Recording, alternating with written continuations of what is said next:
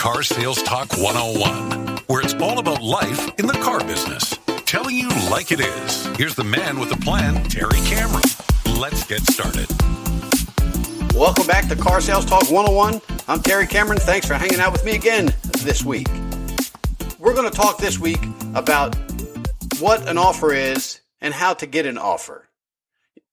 A lot of times, salespeople think just because a customer says one thing like, hey, can you get my payments at $300 a month? That's an offer to buy the car. Well, that's not necessarily true. But before we get into all this offer talk, let's talk about how you can reach out to me. Please email me at 10minutessalestalk@hot.rr.com. The lady at the end of this episode will remind you. You can also find me on Facebook. You can find me on LinkedIn. Do whatever you need to do, but ask any questions that you have. I'll do my best to answer them the best I can. Also, please hop over to Apple Podcast. Write a review and at least give me a rating. I really do appreciate them. So, without further ado, let's go ahead and get started. When is an offer an offer?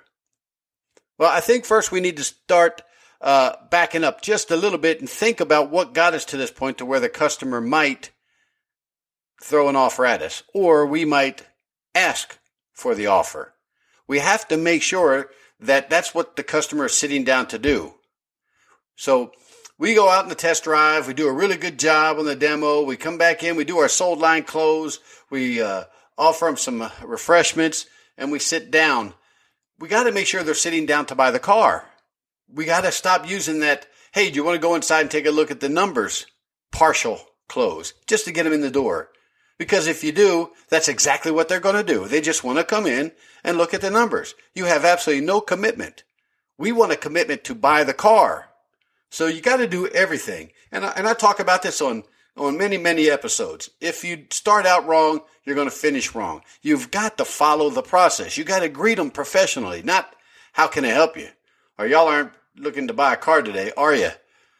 You got to do a proper greeting. You got to ask them some questions, find out what's important to them. What's the problem that they need solved so that when you're presenting the vehicle to them, whether they know which vehicle they came for or not, you can show them how that vehicle will solve the problems that they have. So you got to make sure you ask those questions. You got to make sure they like you and they're enjoying you. You know, you're using their name, they're using your name, and you're having a good time. That presentation has got to be professional. And again, feature, advantage, benefit, what it is, what it does, and why it's important to them. The demo's got to be awesome. They've got to fall in love. That's when they take total mental ownership of the vehicle. You know, and I witnessed this probably, way too many times over the past week in my showroom where I ask a salesperson, hey, where's your customer? And the response is, oh, they're out driving. Well, I'm going to tell you this right now. That's not a demo. You have to be in the car. You have to be in the vehicle with them for that to be a demo. That's where the customer meets their highest emotional point, and you've got to be there to take advantage of it. They're going to talk about all these things that they loved, and you're going to use that, I hate saying it this way, but against them when you get back. You're going to remind them about all the reasons they fell in love with this vehicle and how it's going to solve the problems that they needed to solve, or at least most of them. But if you're not in the car, you can't take advantage of that. And you also don't know what went wrong when they come back in and tell you that they just want to think about it. That's pretty much an old school salesperson's tactic. Pitch them the keys. Worst habit you can get is to pitch them the keys. And if you are one of those old school salespeople or old school sales managers that allow that, please don't do it in front of the newbies, the ones that want to be professional, the ones that want to sell more than 10 cars a month. You got to do all that stuff. So when you do come back on the lot, you're coming inside and you're asking them, hey, you want something hot or cold to drink to wrap up the paper as we wrap up the paperwork? We sit down and now we have got to get the offer. An offer is not a question like, hey, can you get me a lower payment? I always like to joke when they say the payments are $350, but they want them to be lower. Okay, payments are $350. Is that low enough?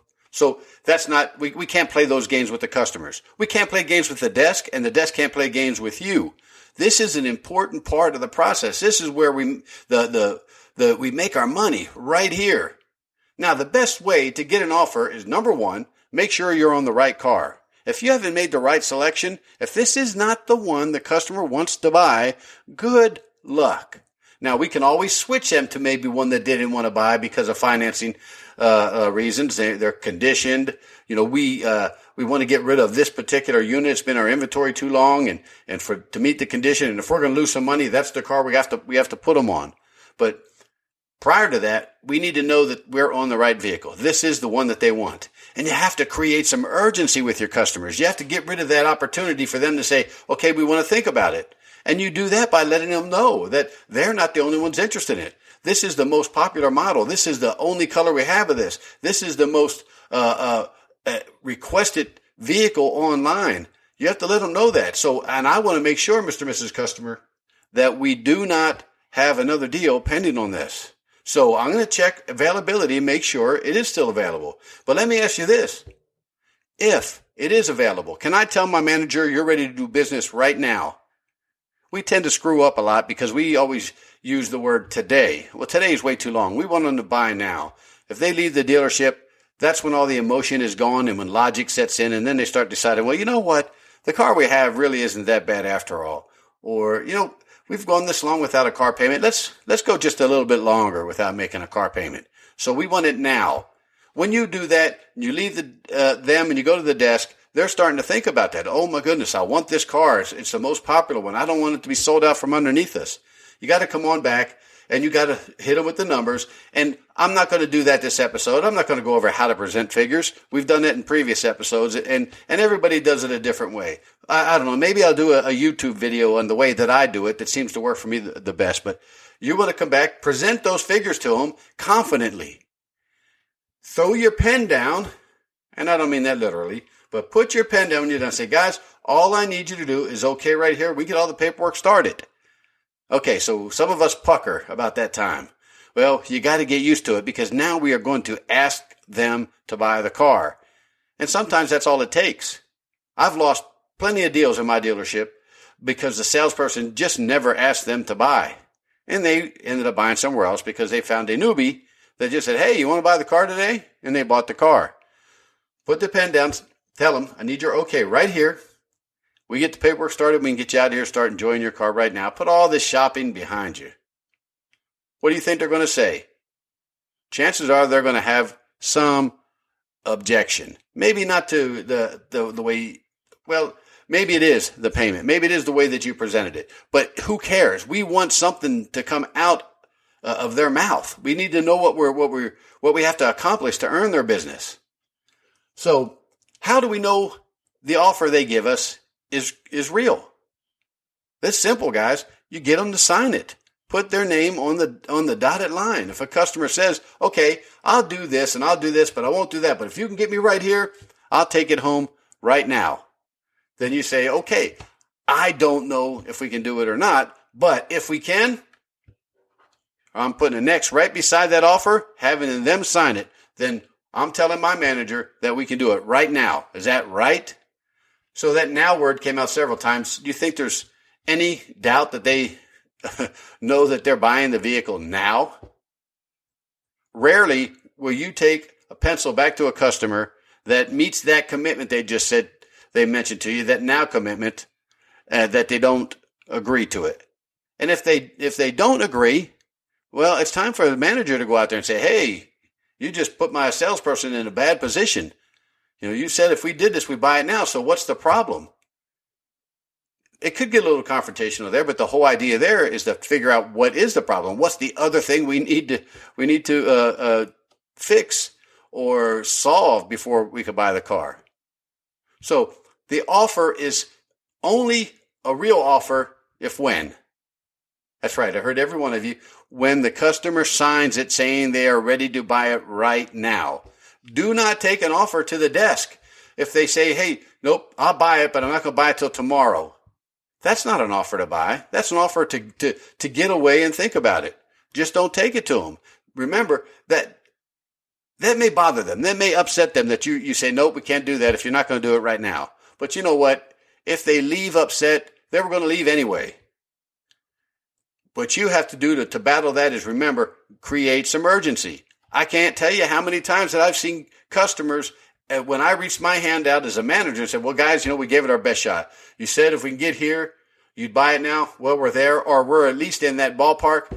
We gave it our best shot. And, I'm going to let you get up and walk away, or any other dealership lets you get up and walk away. You need to know that you're walking away on their best deal. So here's what I'd like to do. Mr. and Mrs. Customer, if you change your mind, get back in touch with us. We gave it our best shot. Shake their hand. I can't tell you how many times the customer got up, walked outside, thought about it, came back in and said, you win. Or they looked at me completely dumbfounded like, what? You're going to let me go? You have to put them in their place sometimes, but you have to do it professionally. When you are done with the process and the customer says they'll buy it for whatever price, payment, or trade value, write it down, get them to sign it. Now you have an offer, and it has to be to buy now. Write that word down. Customer will buy now if we do this, this, and this. Come back from the desk, tell them congratulations, we got us a deal. It was tough, but we got us a deal. Guys, don't take a question, or a wish to the desk. That just pisses everybody off, and it wastes a lot of time. And remember, customers hate the going back and forth thing. If we do it the right way, we usually can close on the second pencil. The first pencil is to feel them out and get some kind of offer from them. The second pencil is to close it. And if we need it, the third pencil is when the manager's coming out there to finish it up. Make sure you sign it. That's when an offer is an offer. All right, guys. Remember, the sky's the limit, and I'll see you next week. Thank you for listening to this week's episode. Please rate it and write a review on Apple Podcasts. We appreciate your valuable feedback. You can email Terry at 10minutesalestalk@hot.rr.com. And don't forget to share the show with a friend.